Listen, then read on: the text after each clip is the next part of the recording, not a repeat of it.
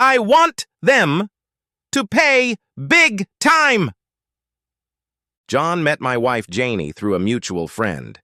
He and Janie hit it off well and began spending time together regularly. John never really threatened me. He was always pleasant and polite. But when you're making love to someone else's wife, you tend to be cautious. They had fun snooping around while I was at work or away, but as fun as it was, something was missing. They told me about it later. It was a December night when they decided to complete the missing piece of their puzzle. Janie invited John over to our house to play cards after dinner. He arrived around 8 p.m., and Janie greeted him warmly. She gave him a hug, which I don't think was all that unusual. After all, they were friends. We sat down on the couch first, and I got John a beer from the fridge.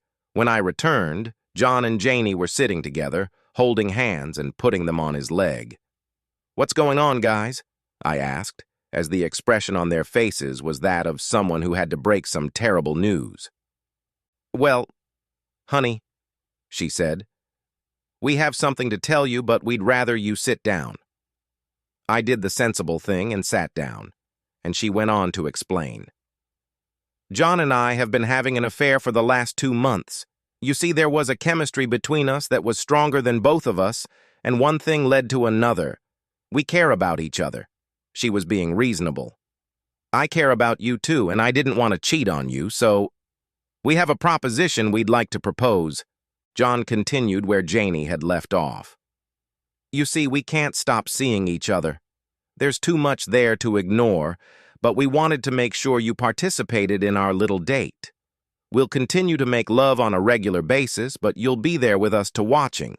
Maybe lend a hand here or there," he said, smiling. Janie continued, "It's actually going to be a lot of fun for you. I've looked at your search history, and I know you like movies with horns pointing." She rolled her eyes at my embarrassment. "I've seen the history on your browser, and you're always looking for pointing horns relationship movies, so I know deep down that's really what you want. Honestly, it's what's best for our marriage, too." John started again. "So, all we need from you is a signed document, a simple statement that all parties within the contract agree to these terms." I looked over the papers Janie had pulled out of her purse. Some of the circumstances indicated that she and John were to be released from any wrongdoing if the agreement didn't work out, and I decided to start divorce proceedings. Some clauses authorized various forms of physical contact, such as kissing, hugging, and even showering and sleeping together. I sat with a dry mouth, not knowing what to say. Janie made her point. "Look, I love you, but I also love John and what he can do for me. It's nothing personal, but the way he makes me feel is something I can't just give up. I know he feels the same way about me." John nodded his head in agreement. "So, sign the contract, baby. This is how it's going to be from now on." What was I supposed to do? I certainly didn't want a divorce, but I had no idea how I would react to seeing Janie making love to another man. I looked at the two of them again. Their hands were still interlocked, but now on her thigh. Janie looked at me seriously and said, "Maybe this will convince you to sign." I watched as she pulled John's face to hers and started kissing him. He returned the favor and put his hand on her cheek. Part of me couldn't believe what I was watching. There was my wife kissing another man. I didn't want to admit it, but the longer they both kissed, the stronger my infatuation became. I tried to pull back and hide it, but John noticed it first. "Look, he likes it," he exclaimed. It was then that Janie held out a pen to me. I looked at the contract with the pen in my hand and sighed. I couldn't hide it from them, and I wasn't sure if it was the right thing to do. I'd explored quite a few love stories with horn instruction, but this was for a case I was working on. You see, I'm a private investigator, and I do a lot of divorce work, in addition to the security company I own. Obviously, I didn't do enough research, so I went into investigator mode, which I'm sure they weren't expecting. I pulled out my miniature tape recorder and hit the record button. Just to be clear, I wanted to record our conversation to eliminate any future disagreements, just for my own peace of mind. Do you understand? There's a lot of legal nonsense in here. I noticed that you two have already signed and notarized your signatures. Yes, John said. We just wanted to save time. We knew you'd go along with it. Geraldine, our notary, will be here soon to notarize your consent. Then we can start enjoying ourselves. He was shining like a kid at Christmas. Just to be clear, how long have you two been making love behind my back? I can't believe I didn't realize anything. Janie squeaked. Well, we've been married for 4.5 years, and for 2.5 of those years, John and I have had an affair. And please don't mention it in those terms. He's my soulmate, and we've been making love the whole time. Really? Now I'm overdoing it a little bit. Come on, Richard. Don't get so hung up on yourself. She's a loving enough woman for both of us. I looked at them and realized my marriage was over. I picked up my pen, made my mark, and stood up. I hope this will satisfy you. I showed them the document. I scribbled, "Oh, fuck no!" on the signature. Janie looked at the contract and shrieked, "Sorry, asshole, I don't share well. Now look at this, John." I shook the beer bottle in my hand, pressing my thumb to my mouth. I took the contract and, folding it, slipped it into my back pocket. Then I pointed the bottle at my soon-to-be ex-wife and the asshole who used to be my friend and took my thumb off the neck. A jet of liquid hit them both right in the face. I turned around, grabbed my briefcase, laptop, and jacket, and despite demands to get back here and where I thought I was going, opened the front door. I ran into Geraldine, the notary. "Your show, you fool! You must be Richard." "Oh, fuck! You're not lying." I got in my pickup and backed up to the beginning of the driveway. I engaged the drive and turned the wheels to the left, rolling across the front lawn and through the rose bushes. As I drove off the curb, I grazed the left rear panel of the jerk's Lexus. I know what I did was juvenile, so sue me. At least he was still alive. I drove to her parents' house. I decided I was going to be proactive, and while I loved my in-laws dearly, I wasn't going to be the bad guy. My cell phone was bursting with messages and texts. Finale. The inbox was full, and after a while the calls and text messages stopped.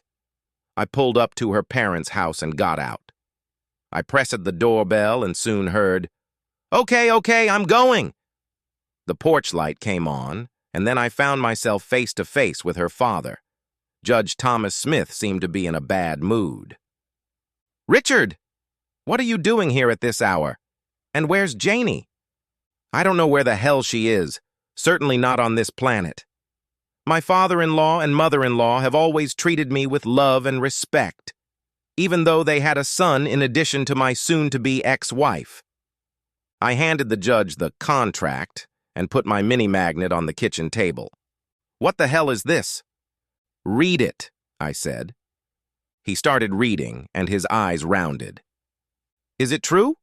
he asked. I turned on the tape recorder, and it started where I asked if I could record the conversation so there would be no misunderstanding. While it was playing, his wife was listening to it, and suddenly the robe she was holding closed opened, and her hand reached up to her face, covering her mouth. She gasped, and the robe fell open, exposing the black nightgown she was wearing.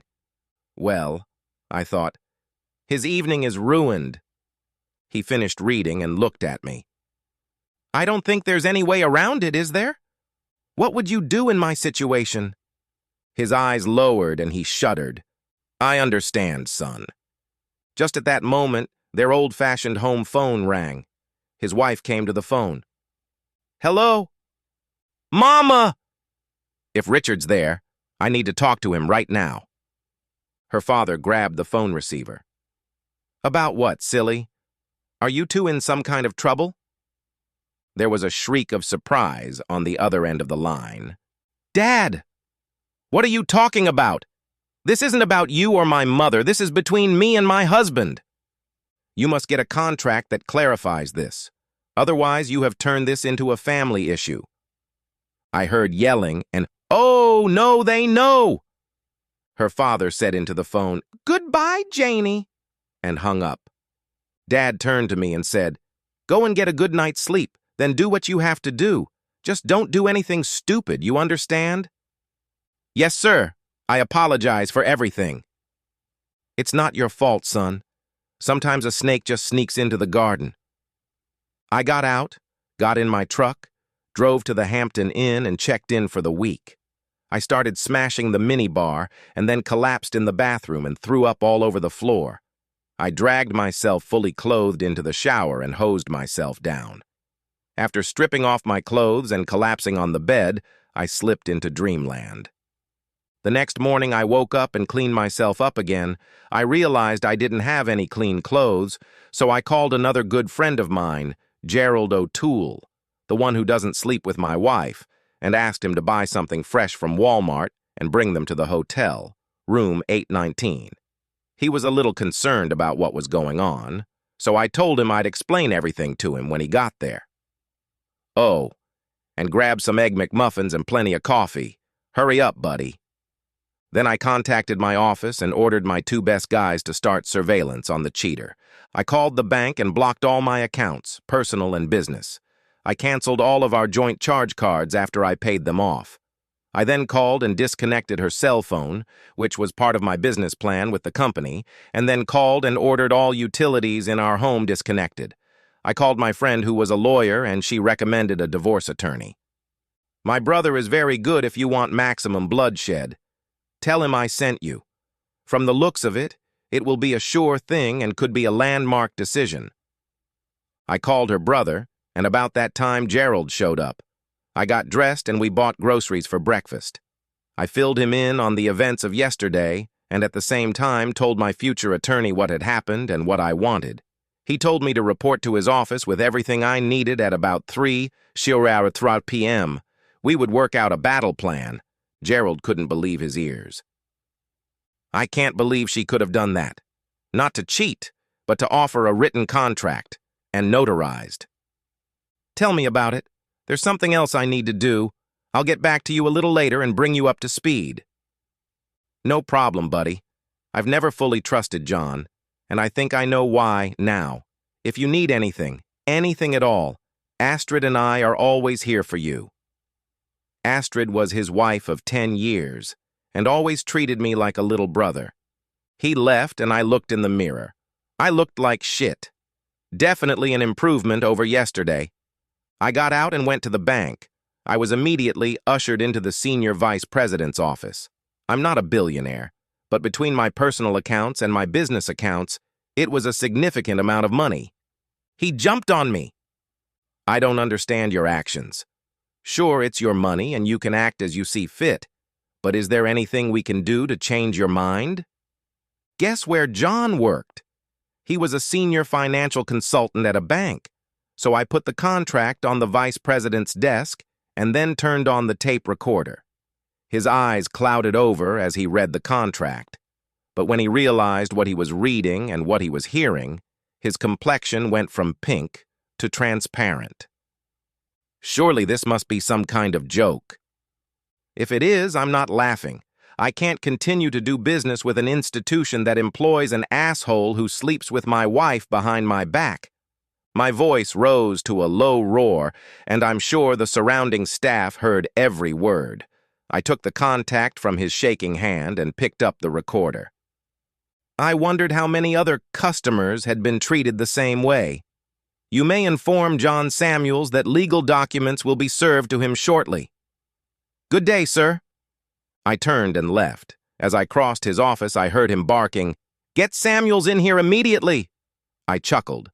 I stopped at the stationery supply station and printed out 3 copies of the contract. I figured it was best not to show the original to anyone until it was in the hands of my attorney. Then I went to my insurance agent. Guess whose soon-to-be ex-wife worked there? I was ushered into the office of the owner, Ms. Daphne Loria. I thought I heard a strangled Richard as I walked through their office. That's great, I smiled. Ms. Loria stood up as I entered and shook my outstretched hand. Richard, it's good to see you. What can we do for you? She was nervous and looked clearly out of place. I assume you know why I'm here, Daphne. I'm canceling all my insurance with your company, effective immediately, and I'd appreciate a refund check right now. I can't do business with anyone who would hire a lying, cheating fool. Just 1 minute, Richard. Your personal feelings can't affect the way my company does business. I didn't see or hear anything. I tossed a copy of the contract on her desk and stared at her. Do you need to listen to the tape recording? She read the 3 pages and briefly familiarized herself with the notary's seal and signature. A shiver shook her upper body. 1 moment, please. She pressed the intercom button. Janie, could you please come into my office? Now! A few seconds later, a visibly shaken soon-to-be ex-wife entered the office. Yes, Ms. Loria? Janie, you're fired. Get off your desk and leave. Immediately! Janie staggered and then passed out. Several people came over and fussed around her. Ms. Loria stood up and asked if my decision still stood. I stood up and shook her hand. It's nice to deal with a highly moral professional. I think I can leave my business where it is. I turned and walked out, stepping over my recumbent ex-wife, and drove to the attorney's office. My attorney's name was Nathaniel Sampson. He was a little older than me, but he looked younger. He was savvy. He invited me into his office. He asked if I wanted something to drink, and then asked his secretary to get us some water. Now, Richard, I've talked to my sister, and she seems to think I'm going to like it. So, what have you got? I prepared the original contract, and then turned on my tape recorder. The tape ended, and he listened to it, but he seemed more interested in the contract. When it was over, he pressed the intercom button. His secretary paralegal walked in. Bethany, take this tape recording and make 2 copies. Then put the original in the safe. Buy Mr. Daniels a new tape and bring the tape recorder back. He went back to reading and kept glancing at me from time to time. Finally, he put the contract aside and looked at me.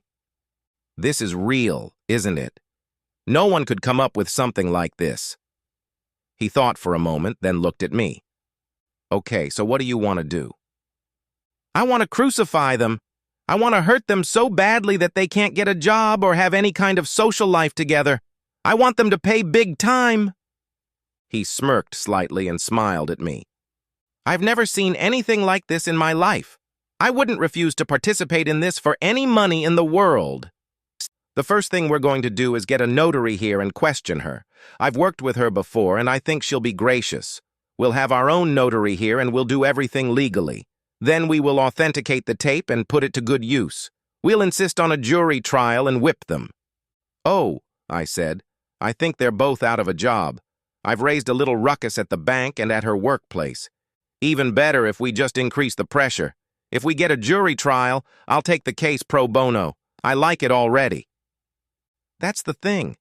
They don't have a libel or slander claim. We have proof that everything they said is true. Until we back away from the facts, they can't do anything or say anything. The light slowly flickered on in my mind. They fucked themselves up. We got a notary, and when they laid it all out to her, she jumped all over them. She testified that they wanted to have their cake and eat it too. Nathaniel made an appointment with the judge and laid out our case. He shook his head and looked at me. I feel for you, Mr. Daniels. If I can, I'll do everything in my power to make things right. But are you sure you want the jury to hear that? My attorney has intervened.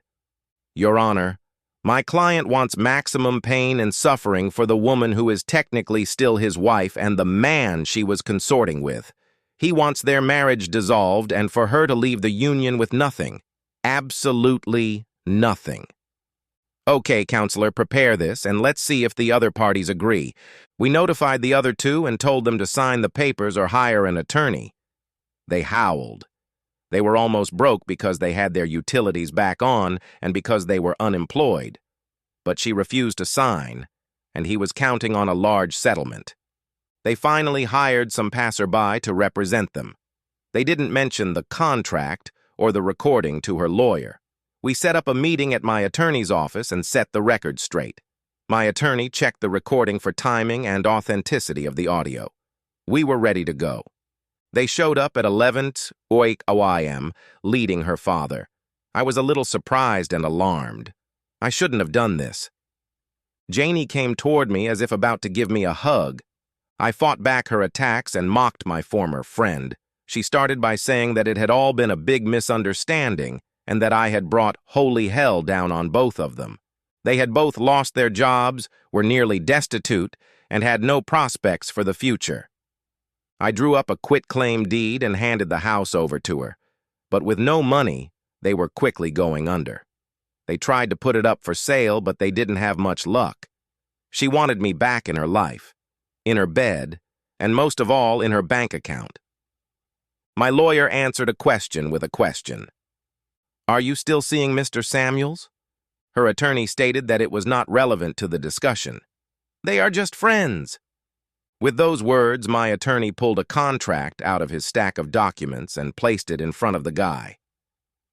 "Let's try this again." He stood facing Janie while her lawyer read the document. "Are you still seeing Mr. Samuels?" She turned pale and almost fainted. "I don't think I want to answer that question. It's too personal." "It's all right, Ms. Farrell. You'll be able to answer it under oath in court." I became more and more complacent as I watched their lives fall apart. Her lawyer finished reading the contract, and he looked like he was about to get sick. "You never mentioned this before," he said. He turned to my lawyer. "It's all hearsay. You don't have that kind of real evidence." That's when my lawyer pulled out a sworn affidavit from Ms. Geraldine Schultz, their notary public. He handed that to the attorney, and then a signed and notarized statement from me as to what was said and what was demanded. He then pulled out a tape recording. "This is admissible in court because your clients knew this was going on and willingly agreed to it." My guy pressed play and their whole world came crashing down. Their lawyer looked panic-stricken. That's when her father, the judge, spoke up and set things straight. He slammed his palm on the table and looked fiercely at her lawyer. "That's enough, Janie. Mr. Hootie, you're fired. Janie, sign the form and get your head out of your ass. Samuels, I want you out tomorrow night. Notice you've been named as a co-defendant in the divorce suit. You'd better get legal representation before Richard rules against you. And Janie, I realize you're not getting anything out of this. I think if you go to court, you'll get even less. Your mother and I are disgusted with you and your behavior.